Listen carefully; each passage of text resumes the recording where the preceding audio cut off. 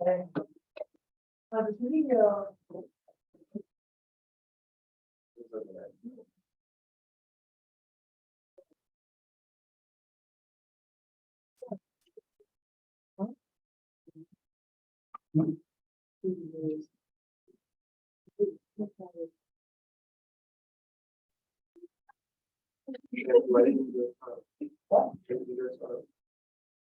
Why not yourself? I did.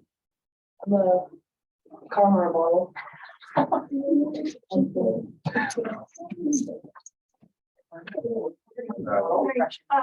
definitely as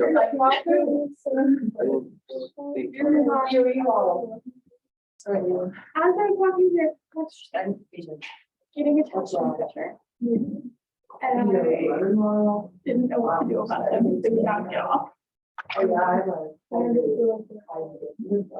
why I like going things. I can't feel them. Well, I have my jacket. I'm just kind of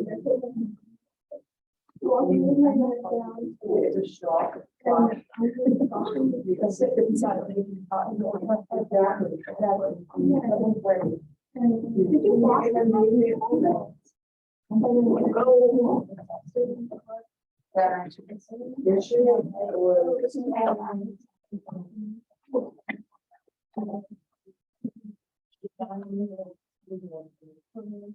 them?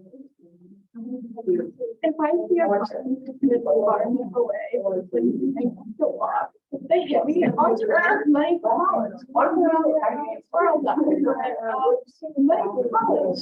They got like everything. I'm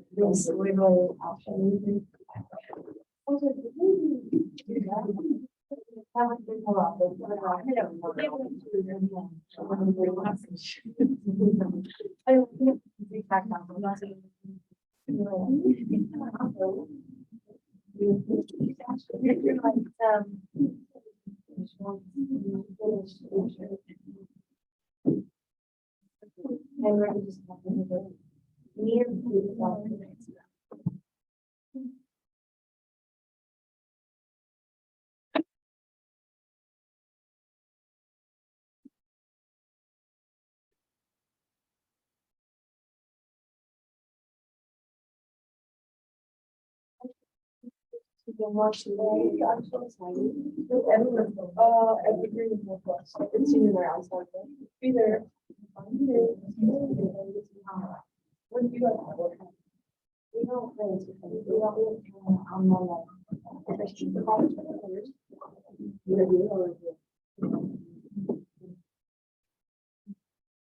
We're pushed out. That's exciting, you know. I can't believe it's already like yeah. Very good. Our science we like a week long. Like no more than 8 hours. Before the championship is back. I think on Thursday we start. If we win, okay, let's keep going. So I told you I might be in costume. One's easy because I don't need a wig. So, I don't know how to play Master of Puppets, but I thought it'd still be fun. So happy Halloween, welcome back. I hope that you had a good weekend. I know that we didn't meet last Wednesday, but I do appreciate you taking the time to look at an article on your own. I hope that that was interesting and useful to you as you're moving ahead and thinking about your social movement analysis essay, because that assignment is coming up and it is due this Sunday. So I do want to spend some time today going over and helping you to prepare for that assignment and also giving us the chance to talk about our new stuff for this week, particularly in terms of how social movements and social change is able to recruit and bring in people for whatever advocacy they have. So last class, we spent Monday talking about the ways that different movements use analogies, right, and established points of connection.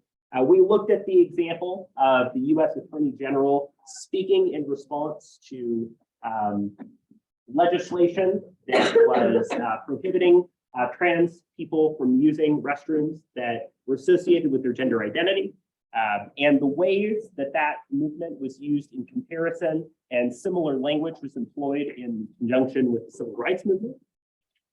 So as we're thinking about for your essay this week, we're thinking more broadly about social change. It's good for us to think about this idea of analogy, of bridging together and thinking about the overlap between different movements and the ways that different movements communicate, right? So some of the language, framing it as a generational issue. There was the point that folks brought up last week about how using language such as, I know a time when there were signs on restrooms that prohibited people from going. That equation to racial segregation, right, was in the middle here as part of this analogy and analogical reasoning. And we also brought up some of the challenges, right? That analogy can be useful in finding similarities, but there's also a challenge of appropriation, of using the language or terminology of one movement toward another in ways that might not be sensitive or respectful to the needs of those movements. So I think when we're engaging in communication and thinking about issues that we care about, it involves thinking carefully about what ideas and existing movements we're drawing from, who we're using, who's informing our perspective, and whether or not the voices that we're including as a part of our strategy are part of the table in the movement itself, right? So for instance, I study a lot with the disability rights movement, and a lot of the archival footage and work from disability advocates has used the language of civil rights, talked about it as our civil rights issue, but has not necessarily been inclusive of communities of color. And a lot of the issues that disability rights advocates will push for are issues that disproportionately benefit white disability advocates. So I think thinking about the relationship between strategy and inclusion is just a useful addition. So for this week, we have two readings. Both are articles outside of the textbook, and both I think will be really helpful for us as we look at how social movements communicate to outside audiences. In other words, how do social movements bring people in? Who do they try to recruit and add to the movement? And who do they try to reach in order to create policy change?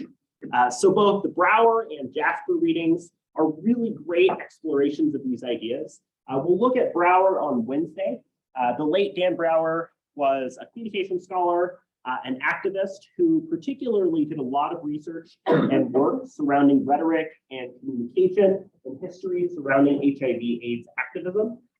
In particular, he has a great piece about how HIV positive people have tattoos that say that they're positive and how they use those tattoos as part of their communication. Just a lot of really cool and important work. But Acting Up is a piece that Brower wrote where he is looking at how ACT UP, which was an organization that was pushing for better representation, research, funding, and support for HIV/AIDS prevention and treatment, actually had participants attend congressional sessions and specifically target members of Congress, right? So oftentimes policy change is a goal. And so the Brower piece will help us to explore that in a little bit more detail. With PrEP available, obviously the landscape of HIV/AIDS has very much changed, but I still think this is a useful way of us exploring this issue. And then the Jasper piece that we'll be exploring a bit more for today is useful for a couple reasons. First of all, it helps us look at a couple additional movements that we haven't had a chance to look at as much. One being anti-nuclear movements, particularly in the 1980s. And second of all, looking at the history of animal rights and animal rights activism. So we'll be looking at this piece to understand some of those movements, but also understanding how these movements attempted to recruit and engage with people who were not associated with the movement. How do we persuade outsiders and get them to join the cause? So we do not have a Canvas prompt this week because the essay is coming up and will be due on Sunday. But I do want to give you a note. Thank you for completing that feedback a couple weeks ago about how things are going in the course. One thing that a few people mentioned was that having a couple extra days to work on the Canvas prompts might be useful. So for the future Canvas prompts in the class, rather than have them be due on Fridays, I'm extending that out until Sunday. I don't like having people have to work over the weekends, but I do want to support your autonomy, so you're welcome to turn it in on Friday or wait and turn it in by Sunday. And then I will still be able to turn that around to you in a week. So won't mess up anything on my end, hopefully give you a bit more space and breathing room because I know it can be a busy time of year. So just know that this is coming up. So what I want you to do is, and you do not need to turn this in, this is for your own notes and to help you as you're prepping. I want you to take some time to reflect on what you need to do at this point in order to complete your social movement analysis essay. Maybe you know your topic and have a rough outline you need to start filling in. Maybe you have not started. Maybe you have a draft and you're just finalizing that draft. So where are you on that project at this point, knowing that we are a week from the due date? What does your timeline look like? So you might give yourself kind of your own timeline on developing this. So maybe by Wednesday, you're going to finish an outline. By Friday, you're going to send me a draft. And then by Sunday, you're going to revise and turn it in. So what does your outline look like between now and that due date? And then lastly, in thinking about this assignment, do you have questions that we can talk about or things that you would like to discuss more in class about this assignment? So I'll give you a bit of time to think about this and think about your timeline, and then we'll talk about it together.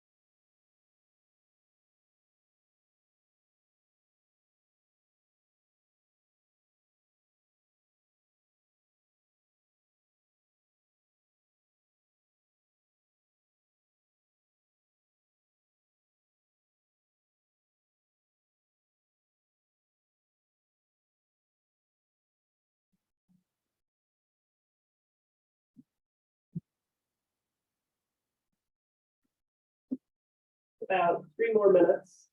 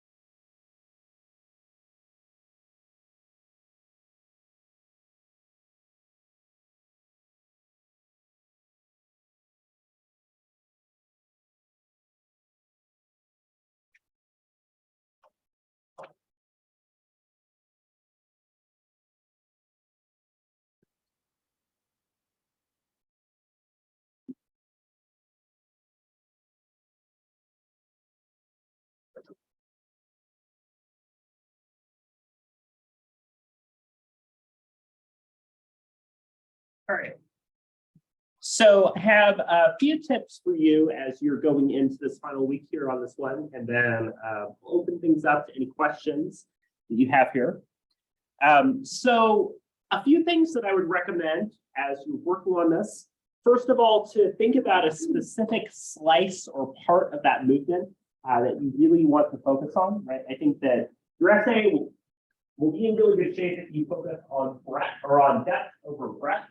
Right? If there is a moment or part of the movement and there is a specific set of communication that you can identify, right? That will really help you as you're working through that. So maybe, right, you're focusing on the generational component of climate change and environmental activism, and you're looking at the specific strategies that folks such as Greta Thunberg use. So identifying that part where there's clear communication that you're choosing to study in that movement, things like a march, demonstration, speech, intersections of those things, or you could even focus on the use of social media, right? So you might look at how a hashtag campaign is working, and you might even choose to analyze and focus on a specific way a set of hashtags or social media have been used during a period of time. Not exactly sure what that's going to look like with the direction Twitter's headed in now, but there's some things that you could draw from there if you're looking at social media. Thinking about audience and context. So one of the things that I'm asking you to look at is not only to look at the communication that this movement does, but to think about why this movement was conducted or structured in the way that it was, right? Why did this movement choose these strategies? Why did it go to the Capitol? Or why did it use this sign? Or why did it use this phrase? So be thinking about why the movement was conducted in this way and who it was trying to convince. Oftentimes, we consider the effectiveness of a movement in terms of whether or not it meets the goals that the members have and is able to persuade the audience that they were trying to persuade. If your audience is one member of Congress who's like the swing vote or a small section of people, right? Whether or not you found it to be effective doesn't mean quite the same thing. So who were they trying to reach, and were they able to reach them? So thinking about effectiveness in the context of the goals of the movement and the strategies that the movement used to reach those goals, I think are important things to look at, right? The effectiveness is not just what policy change did or didn't happen, right? But what hearts or minds were convinced, or what was the movement hoping to do? So I think being able to parse that out a little bit is something that'll help here. So again, this will be submitted through Canvas. We do not have a Canvas prompt for this week, so that you can focus on this one. 3 to 4 pages, standard font and margins, focusing on, in the first paragraph or two, what the movement is, the strategies that that movement uses, in the bulk of the essay, and then an evaluation of what is effective and what that movement did, right? And those 3 parts, along with the organization, conventions, and all of that, will be what I'm looking for here. If you're wanting to send me a rough draft or an outline, I would encourage you to get that to me by the end of the day on Friday. That's the best length of time so that I can turn it around for you and still give you some content you can use in the podcast. Does anybody have any questions about this essay, or any concerns, thoughts, anything else you'd like to bring up as we gear up? Again, if questions do come up, you want some help with advice as you're working through ideas, I'll be available through office hours or email to help you out. It'll be a chance for you, again, to think about what the movement you're choosing is doing and how it's using communication. And as far as the supporting readings and content you can draw from, right, you can choose what, either from your annotated bibliography, from class, or from outside work you want to incorporate into that. All right, so let's shift gears a little bit and talk about the Jasper reading called Recruiting Strangers and Friends. So this reading is interesting because of its focus on both animal rights and anti-nuclear activism in the 1980s. And in particular, that I think major takeaway or goal to gain from this reading is understanding how movements are able to recruit and bring people into the cause, right? Oftentimes we assume that a movement has a given set of people who are personally invested, who care, who are interested in the topic or issue, but oftentimes there's a significant amount of work that goes into trying to convince people about supporting a particular cause, being involved, or helping them to see why this topic might be personally relevant to them. One of my favorites is I was looking through sort of examples of social movements, including movements for women's rights. And there was a man in that movement who had a poster he was holding up that said "Feminist in Training," right? So there was something about that movement that for him was something he was persuaded or convinced or wanted to be a part of, right? And that was an interesting way of expressing it. So bringing in people who might not be personally implicated in the same way to the movement, I think, is a useful strategy for us to learn and to understand. Social change communication works. It works because we have a group of people who are creating change, who are able to participate and be involved, right? It is incredibly unpersuasive for somebody to say, oh, we're going to have this big rally, we're going to have this big protest, and 3 people show up. So essentially, this reading is getting at some of the different ways that movements are able to recruit, to gain support, and use that support for change. So we'll be talking about some of the recruitment strategies and some of the ideas here, and then we'll be doing an activity in a little bit that asks us to analyze and make sense of this. So one of the key ideas that's brought up here is this idea of cultural meanings. If we think about culture, right, culture being the norms, rules, values, beliefs that are passed generationally, that are held by people in a group, right? The beliefs of a culture or a set of people over time are impacted by a variety of different things. One of the biggest ones being the goals and proposals. In other words, right, what are the things that members of a movement are trying to get people to do? For example, right, in the context of a lot of LGBTQ rights, before Obergefell versus Hodges, that was marriage equality, and a lot of discussion about issues like abortion, right? It's about the legality to be banned or unban or change abortion policy in the United States, right? What are the goals and proposals? What are they trying to do? So some examples from the movements here would be things such as allowing hens to live free range, banning painful animal testing or experiments. In fact, if you go to the store and get eggs, right, there are a lot of eggs that advertise as being free range or advertise their practices as an example of some of the effects that some of these proposals have had. So we can think about that. We can also think about frames, right? The way in which a topic or issue is highlighted or essentially packaged. So for instance, animals are innocent sufferers, right? This idea of, in many ways, granting autonomy or emotion, right? Or reading emotion, or in many ways, kind of anthropomorphizing or humanizing animals, right? Is a common frame that's used in animal rights rhetoric, of framing animals as autonomous, feeling beings that are being impacted.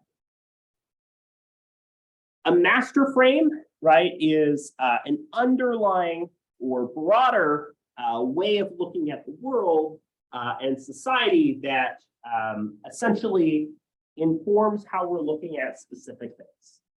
So if we look, for instance, at the role of capitalism, right, and the idea of profit, that explains a lot of animal treatment, right? It's cheaper to have chickens in cages than it is to have them free range, right? Identifying that broader frame, thinking about the world, is something that a lot of movements use as well, including critiques of nuclear weapons and weapons proliferation. We also have this idea of themes being the meanings, the feelings, the perspectives that are widely shared, right? So oftentimes a theme in the United States is this idea of the American dream, right? Of reaching this sort of ideal in terms of home and personal life. But other themes that can emerge, an idea of harmony with nature in a lot of animal rights contexts, critique of expertise in the context of nuclear weapons and so on, right, are examples here too of broader ideas that a movement might parse out. There's also what are known as condensing symbols. So these are similar to image events or shock images, right? They are things that provide this really powerful visual way of representing or thinking about an issue or topic. So if we think back, right, to Black Lives Matter, and we think about the video of George Floyd, right, that was in many ways a condensing symbol that really kind of captured and helped the movement gain a lot of attention because of its use of visual imagery of, really showing this kind of tangible evidence. Again, a lot of movements use the specific imagery, photos, graphic imagery, and so on as a way of representing the movement too. And then lastly, there's this idea of plausibility structure. So what does a world in which we enact the changes that we want to see look like? How can we do that? How can we make these things occur? So for instance, a lot of animal rights rhetoric, right, is drawing from the relationship that many people have with pets and is using that relationship and trying to say more broadly, what if we had that way of thinking about animals other than pets? Okay? And how essentially we can make plausible or possible the elements of that loop. So I want to break down some of these ideas in a little bit more detail. So framing, right, and the idea of frames is an important element here, because if you're involved in a movement, right, and you're trying to persuade and get people to believe in your cause or your issue, whatever that might be, there are a lot of different ways you have to relate to the concerns of an audience. If you've ever taken a class on kind of rhetoric and persuasion or done something like a persuasive speech, right? One of the ways that we make our speech persuasive is that we identify a problem and really highlight an issue that either somebody is personally implicated by or has reason to be implicated by or care about, and then we propose a solution that we feel like can really address that issue, right? Problem solution is a really common way of structuring arguments, or problem cause solution is another common way that we do that. So 3 different ways that we can frame recruitment and activism within the movement. One of them is that we diagnose an issue. So a really good example of this is that if you're registered to vote in the state of Oregon, there's a very good chance that you're being bombarded with texts, with emails, with updates, with advertisements, talking about various issues. For instance, inflation, the economy, homelessness and houselessness, and so on, right? This is diagnostic framing, saying that there's an issue that needs to be addressed, that houselessness and homelessness is a major issue in the state that is not currently being sufficiently addressed, and this candidate is going to address that issue. Interesting to me that all the candidates for Oregon governor, for instance, are using that exact same type of framing, even though the proposed solutions are very different. Prognostic framing is about telling the appropriate strategies, tactics, and targets. So if I agree with you that this is an issue, right, that we need to address the problem of houselessness and homelessness in the state of Oregon, how am I going to do that, right? Different candidates have different approaches in terms of what policies they see as best addressing the issue and how they're able to get that topic. Okay. Similarly, getting people sold on the idea that your approach to the movement will solve the problem is really important. Maybe it is getting a specific piece of legislation together that would ban certain types of animal testing, right? Or maybe it is signing something like the New START Treaty, which the United States did with Russia in the late 2000s, early 2010s, that was reducing weapons proliferation stockpiles. And then motivational framing. So this should be the step that gets people involved in the activities themselves. So you've convinced me that there's a problem. You've convinced me that you have the right solution to the problem. Now, how do I get involved, right?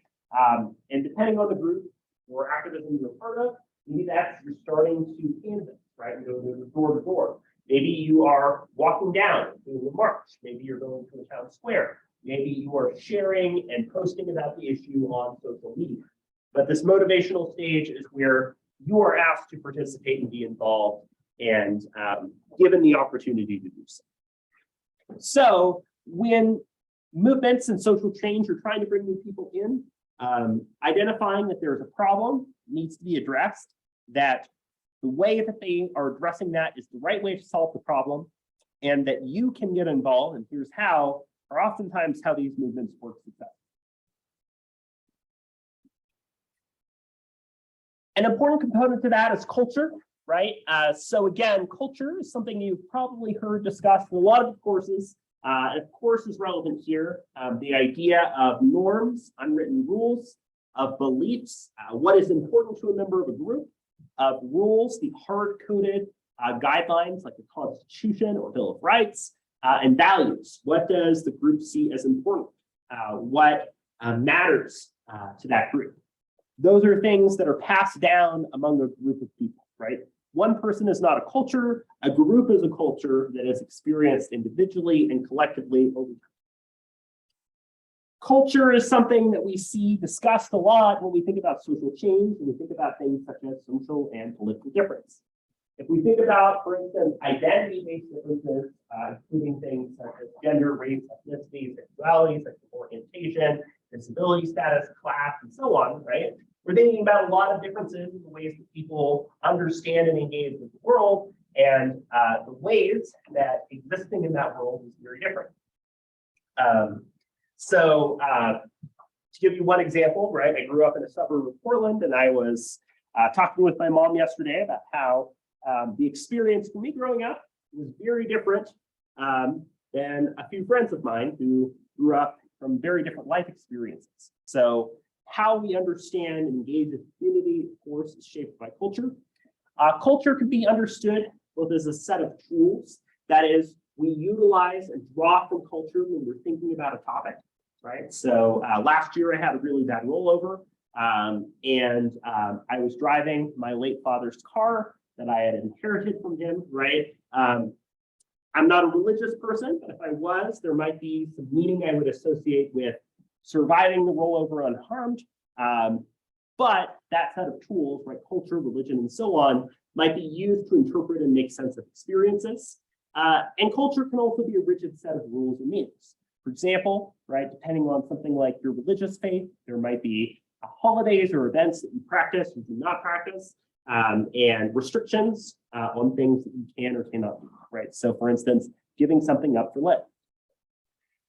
So recruiting strangers requires us to effectively understand and recruit the cultural backgrounds and experiences that people come from, right? What are their attitudes, what are their beliefs, and what are their thoughts? I get a lot of calls to do opinion polls, but the minute I tell them the county that I'm from or the area code that I'm in, they hang up on me. And I find it really interesting that a lot of times there isn't the same desire to understand and recruit in areas like Eastern Oregon, which we can attribute to a lot of different reasons, right? But understanding and engaging with the needs of the community is an important way that we can consider the role of culture, right? Culture of animal rights activism is very much one centered on a lot of activists, including, for instance, farmers or ranchers who might be engaged in specific farming practices.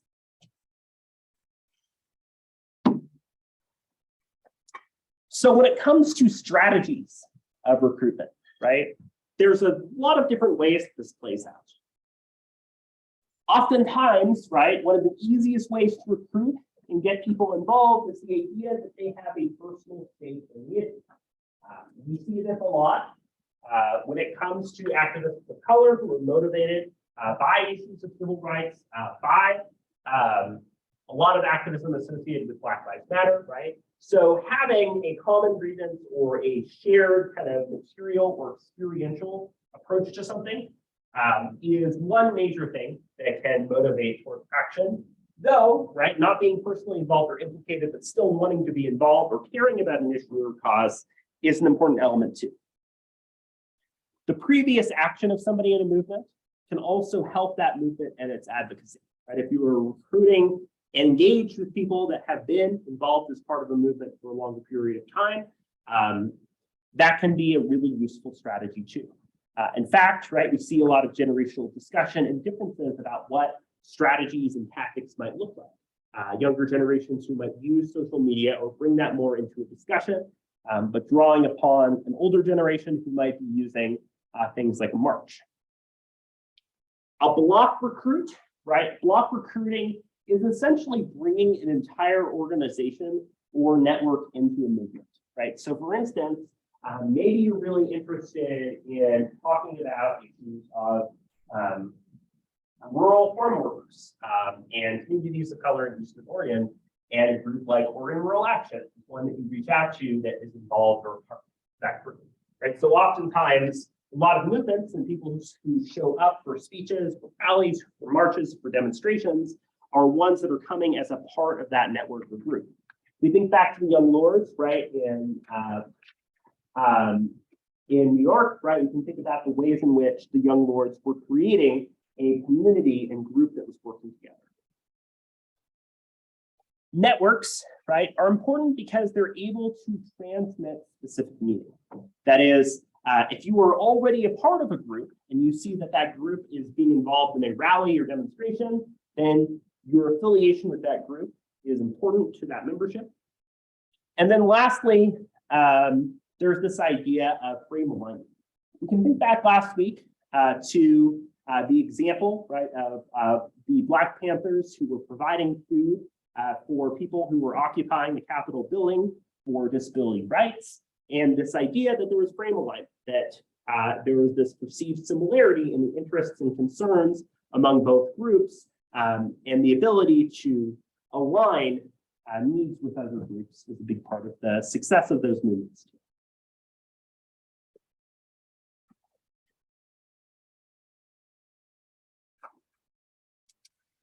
So if we think about frames, right, we can think about frames as kind of like a pair of glasses or ideologies that we use to make sense of and try to understand the world, right? So I wear a pair of glasses. These have a blue light filter, right? So my color is a little bit distorted. There's a little bit of a glare, right? But that means that I'm looking at the world in a very different way. Things are very blurry and different without them. So we all have a set of glasses or frame that we're using to make sense of and view the world. Frames are essentially simplifying and condensing the world. Human beings, right, are natural pattern seekers. We like finding the common thread and understanding information. And frames provide us a way to really compress something down. For example, if you believe that everything happens for a reason, and it is stated that you ended up here at EOU, right? That might be a frame that you're using to make sense of the world.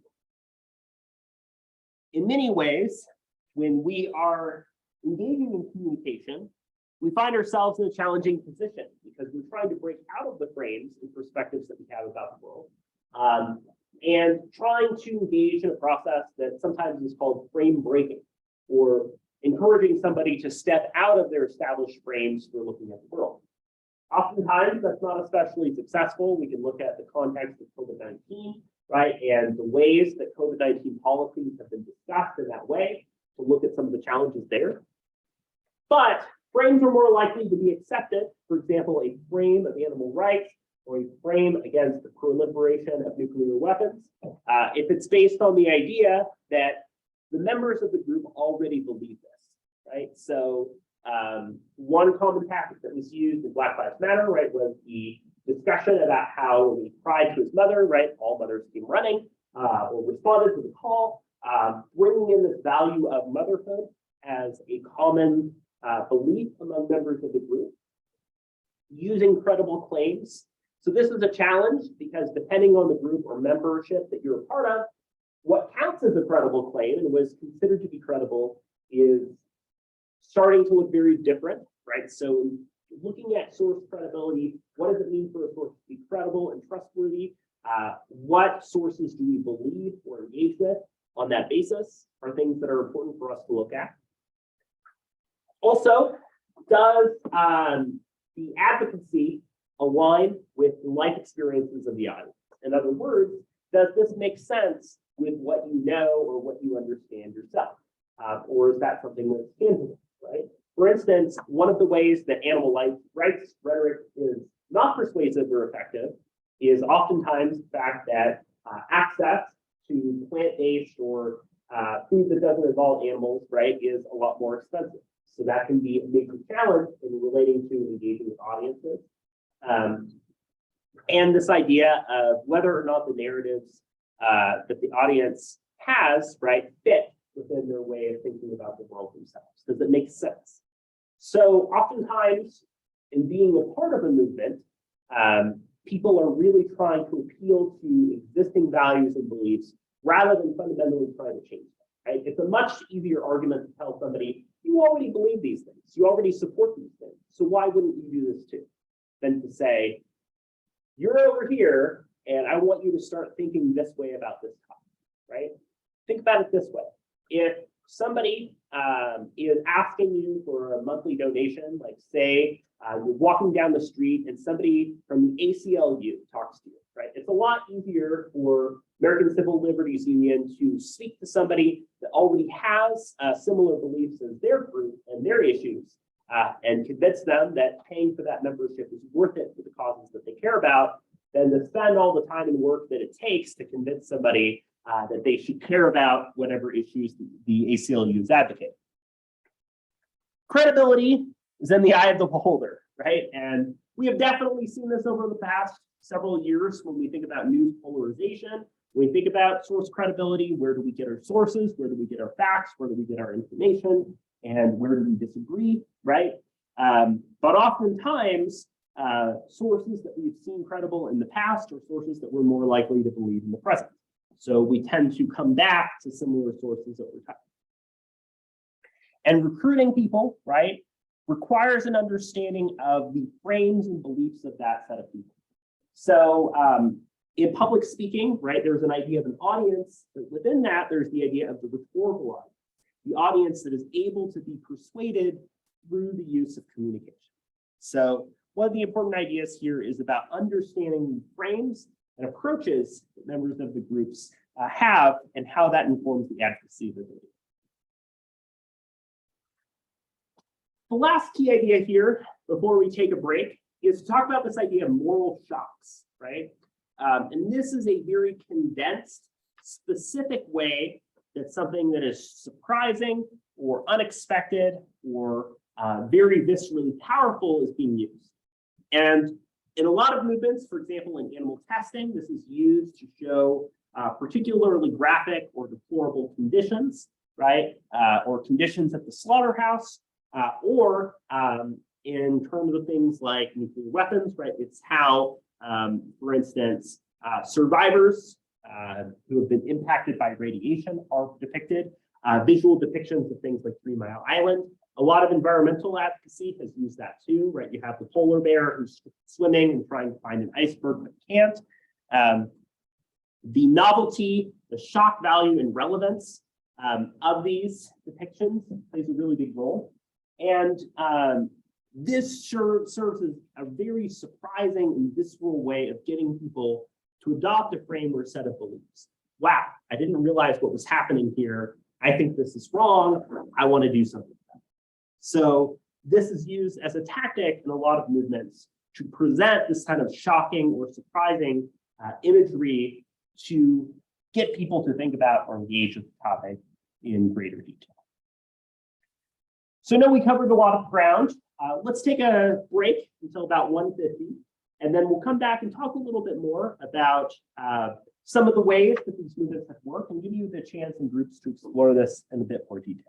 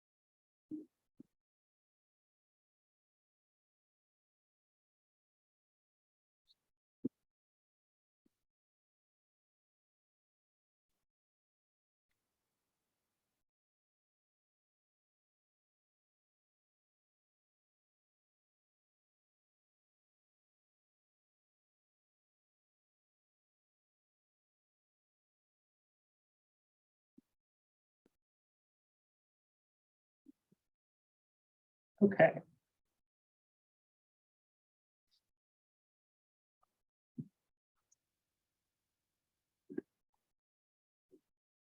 So let's take some time to explore some of the examples in a bit more detail.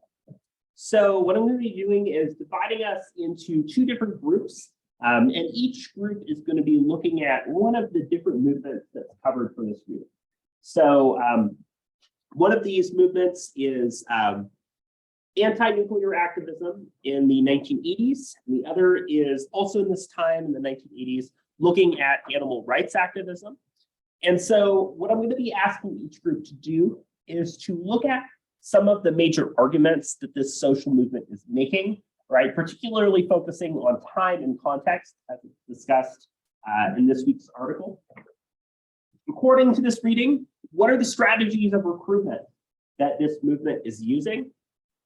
And once you've had the time to look a little bit at what this movement is doing at the time, you might think about how strategies of recruitment and getting people involved in social change is looking different in 2022, right?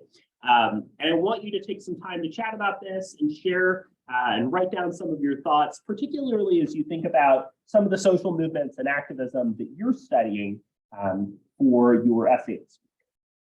So we'll do.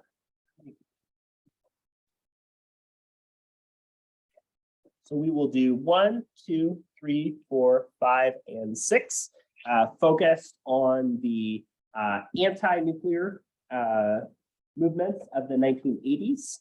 And then we'll have 1, 2, 3, 4, 5, 6, and 7, focused on animal rights advocacy in the 1980s as well. Partway down, page 503, is going over some of the major themes and ideas that were coming up in these movements. But in addition to that, there's also some discussion later about some of the recruitment and strategies that both of these movements used. You can also do some outside work as well to look at this movement and how this movement is working. So take some time to chat and work together through some of these questions. And we'll talk about it together in just a little bit.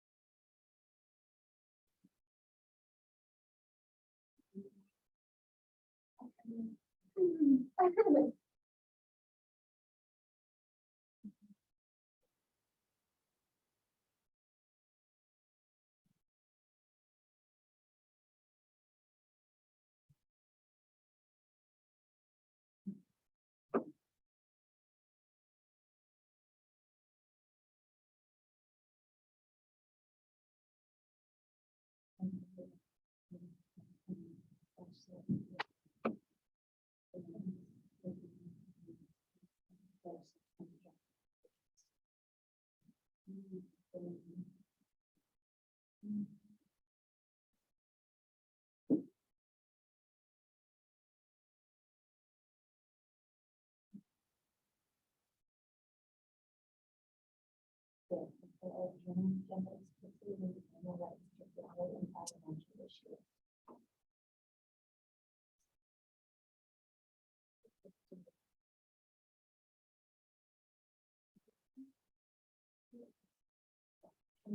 is simple to so these pictures are cheap and looses cages and traps.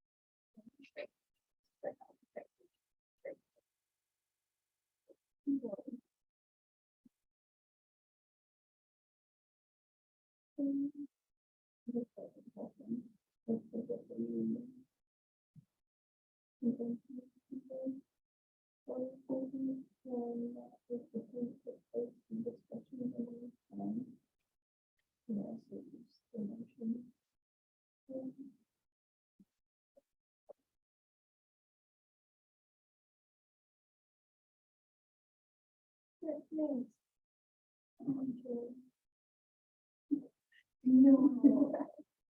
I have a question. Like, that, yes, that, yes, okay, that is the age.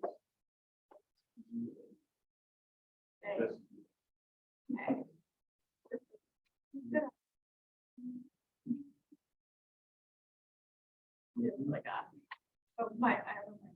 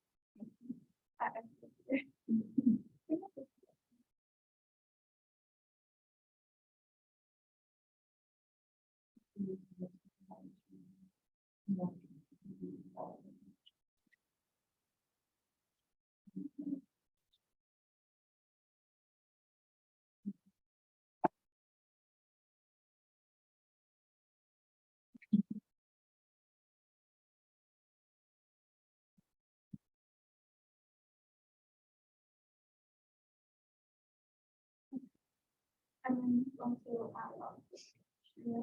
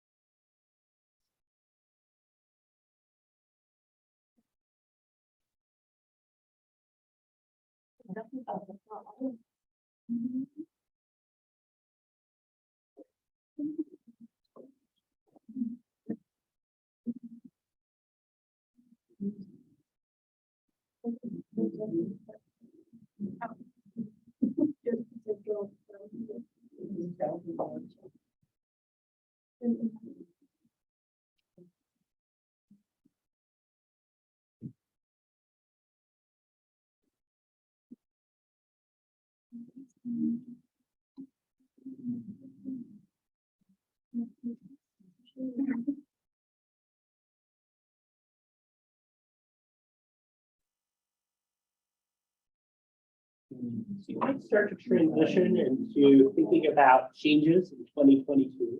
You have about 5 or 6 more minutes to be looking at this.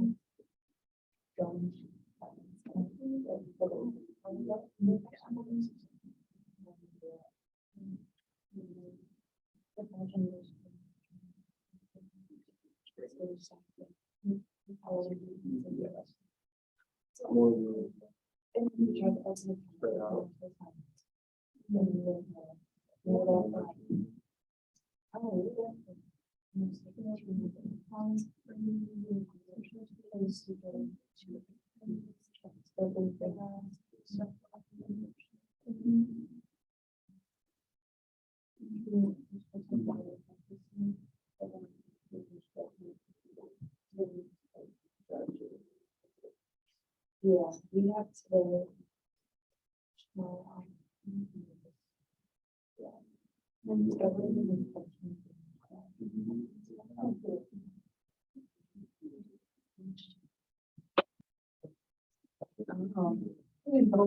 And like, I'm gonna tell my water.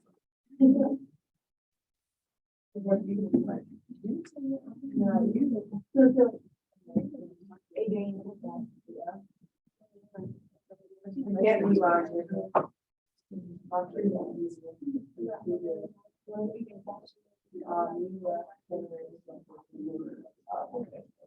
Sounds like folks are about done. Okay, great. So let's talk a little bit about this together and share some of the things that you noticed drawing from this week.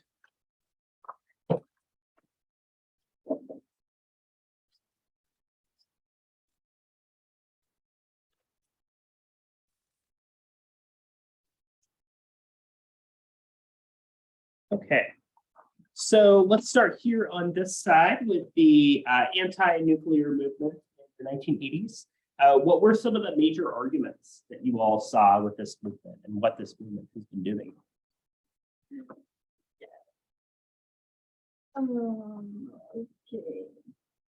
In the 60s and 70s, they opposed nuclear power, and then in the 80s, it expanded to being against nuclear war.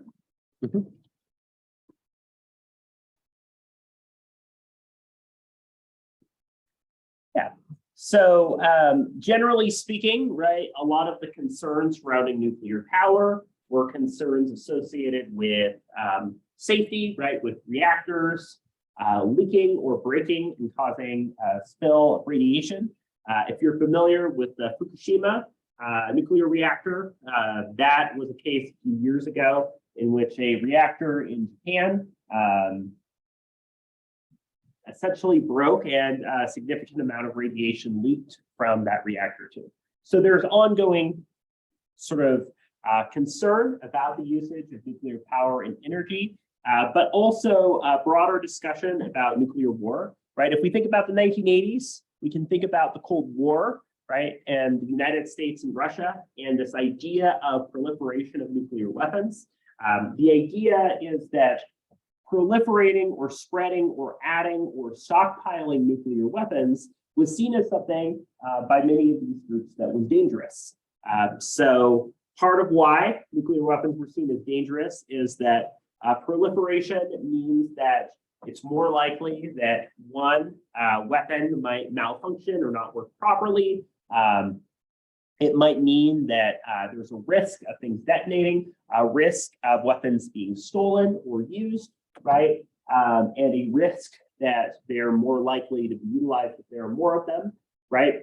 Common frame is this idea of a nuclear umbrella. That is that countries might not have nuclear weapons for themselves, but they have an agreement with another country that they are supported in the event that there is an escalation of warfare into nuclear warfare, right? So in many ways, this movement is in response to a lot of the concerns coming up in the context of the Cold War and associated impacts of the Cold War on people. Wanted to share just a little bit that goes over some elements of this movement that I think are useful for us to look at as well.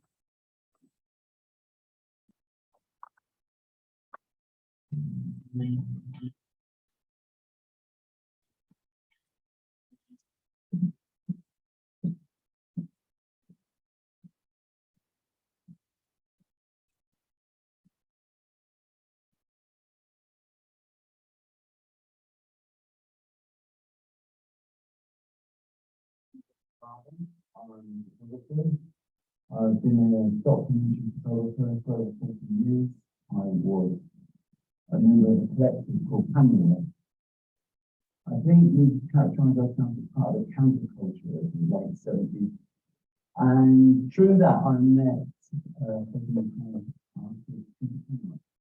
and it's through Peter and his anti-nuclear work and his protest work that I started photographing demonstrations.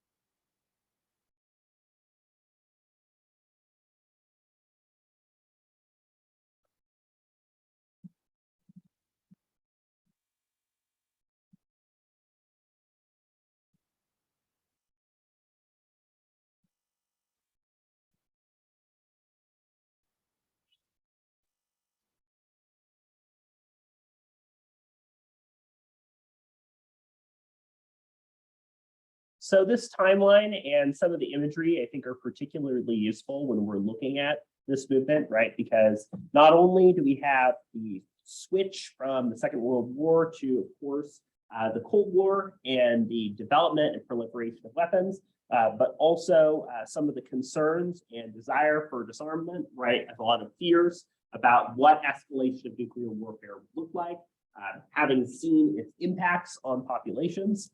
And as you saw a little bit ago, a lot of the imagery used is kind of very this powerful, visceral, like there's a lot of association with death, with skeletons, right? With this kind of approach of thinking about the world and portraying the larger global scale threat of nuclear weapons. And then let's hear on the other side, what were some of the major arguments associated with animal rights? We said product testing of animals, animal cruelty, and animal rights.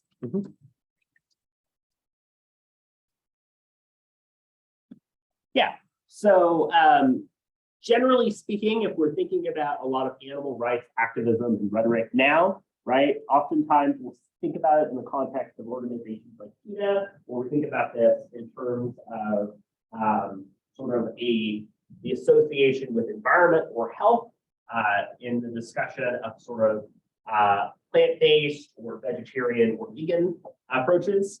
But kind of at the time, right, there was a specific focus on the onset of these movements regarding the use of animal testing, a lot of imagery and information that began to be revealed about a lot of these testing sites and the practices and standards of animal testing or treatment that were seen as inhumane or especially problematic, that were in many ways guiding a lot of these movements.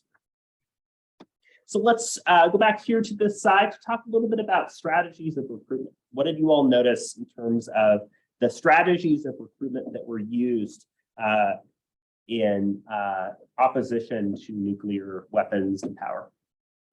So for recruitment, they used condensing symbols. Mhm.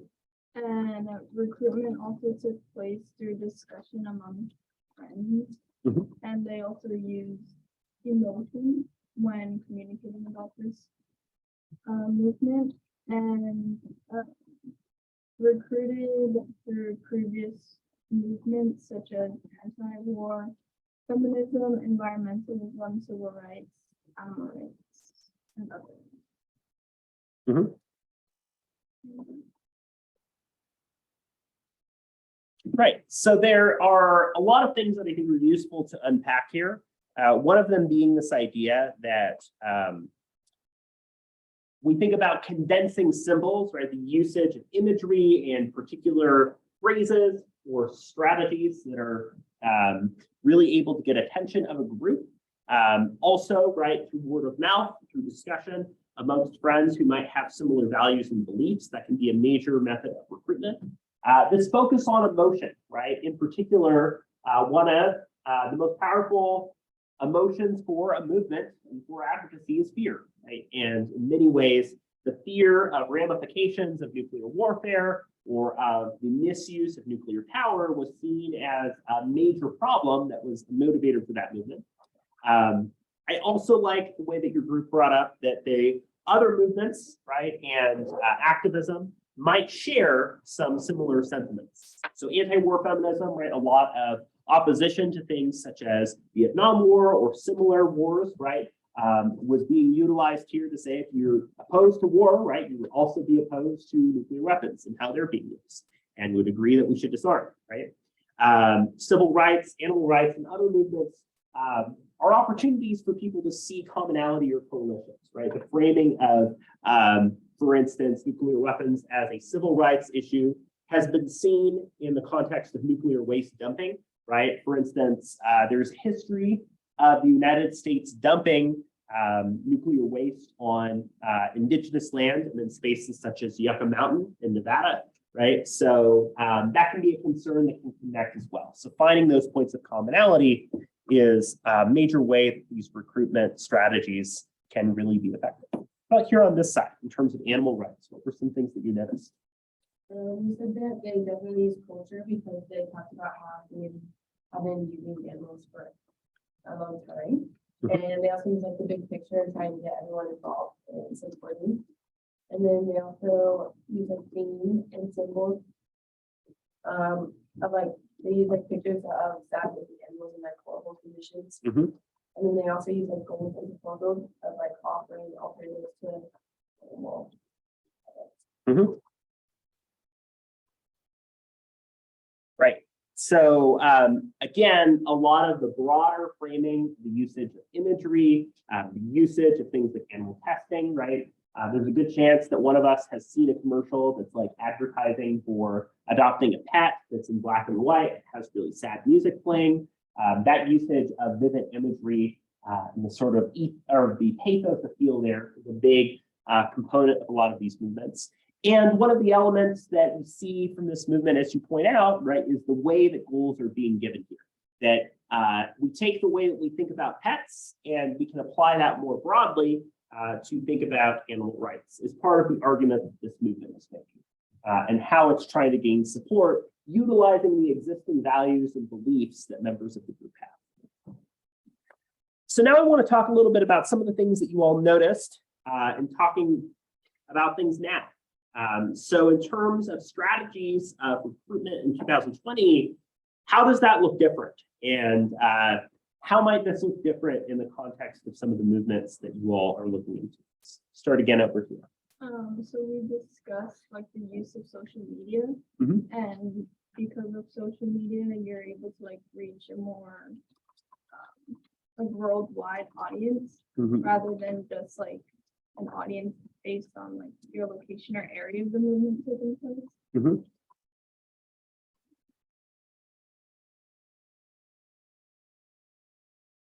Yeah. For any of the topics for your essay this week, were there any things that you all discovered or thought about in terms of how your movement had recruitment?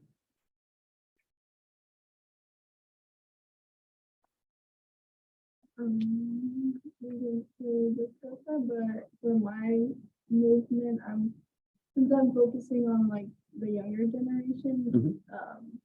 like I just mentioned, they recruit through social media and like just communicating with those like around their age, I guess, to Mhm. that have the same like similar wants or changes that they want. Yeah. So one thing to be thinking about, right, is as you're exploring this topic for your essay, is to be thinking about how this movement is reaching and trying to recruit and engage with people. I think you're absolutely right. It's 2022. We have such a larger emphasis on social media. For instance, recruiting somebody into a Facebook group using hashtag, using like a trend on TikTok, right? Trying to engage with people and make them aware about things through social media, or even doing something like group text would be an example as well. Reaching that larger audience is a really big one to think about. If we think back to fan-based social movements, right? Fans are able to connect digitally in ways that they couldn't before. But it's a double-edged sword, right? Because we're able to gain support from people from a variety of walks of life and experiences, but we also might have greater difficulty sifting through the sheer amount of content and information that's available through social media to even be able to get the word out, right? Something like an email inbox or feed on social media, it can be hard to reach people in that way. And if there's an element that involves like a face-to-face or on-the-ground form of activism or protest, it can be harder to reach people from different communities in that way as well. So we see that larger emphasis on digital activism. How about on the other side? What were some things that you all thought about as well as far as how things might look different for recruitment? We kind of said like the same thing about like more technology involvement. I mean, like gain a larger following and how like there's a lot more interaction on social media with like Instagram and TikTok. Mhm. And there's also like use of public statements from like companies or like big influencers or celebrities, Mhm. and also live streaming.